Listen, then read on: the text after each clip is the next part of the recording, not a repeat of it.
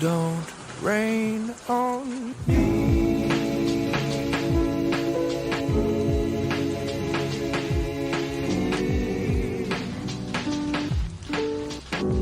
Don't rain on me. Hi everyone, as you can see it's quite a rainy day today in Manchester. I've got my umbrella out. I was having a think this morning about, there's an episode of a show called Rick and Morty in which one of the characters, his name is Morty, goes to this arcade in an alien world and he plays a video game in which he just has to live a sort of normal life. The game is called Roy. He goes inside this simulation and has a very normal life, and then he dies. And I remember when I was growing up, I saw this and I thought, wow, this is like a nightmare, having a life so boring, achieving nothing in it, and then just dying.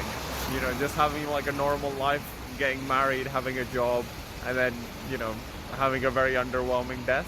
Like for me, that seemed like the worst case scenario ever. Just having a boring, unordinary life. I wanted to feel like, oh, I'm living my passions and my dreams, and, you know, anything is possible.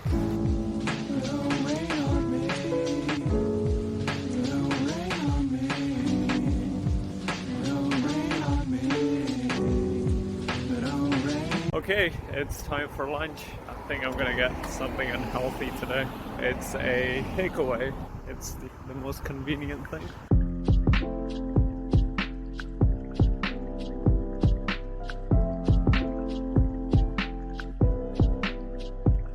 While I was in my teenage years, I read this book called Stoner by an author named John Williams. It's not actually about stoners, it's a novel about this university professor who is called William Stoner, and the book is just sort of follows the life of a man who has a very sort of average and normal life. So usually when you have a book, it's about some guy going to war or doing something exciting and cool and heroic. But this was just a book about a man with a very like boring normal life. He sort of gets into a career as an academic that he doesn't really want to do, but that's what he ends up doing, and he's somewhat passionate about his career. He gets married to someone who he liked at the first instance, but then she turns out to be kind of not that great. Then he sort of cheats on her with one of his students. There's workplace politics. He has a daughter that he has to look after. And on the outset, it's quite a boring book because apart from his affair, nothing really that exciting happens in Stoner's life. And even the affair doesn't go that well for him. But I think at the same time, the book tries to highlight that in your sort of everyday life, that's where the excitement is. That's what's interesting. When I was reflecting on the fact that I'm gonna do a vlog where I just go to work and then have lunch and then come home, I was like, people would probably find that boring. But that's what my life is now, and I've told a few people about it and they're like, oh, that sounds pretty depressing, but I don't really find it depressing. I kind of like it. You know, it's structured. I get to have a lot of time to think about what I want to do. As I've sort of grown older, I don't really seek out fun as much as I used to, and that's not because I can't. It's just that I kind of enjoy peace a lot more. Okay, I'm gonna be heading off to play some football with my work colleagues now. That's the end of work.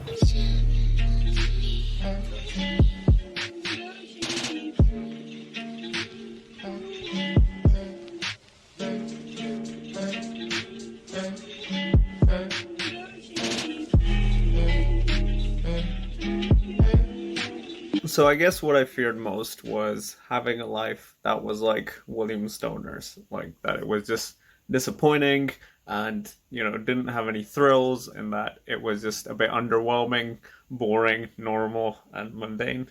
And now my life is like that, and I think it's fine. I'm happy and I'm content, which is something I didn't really feel when my life was more exciting. I was doing a lot more things, was traveling, hanging out with my friends.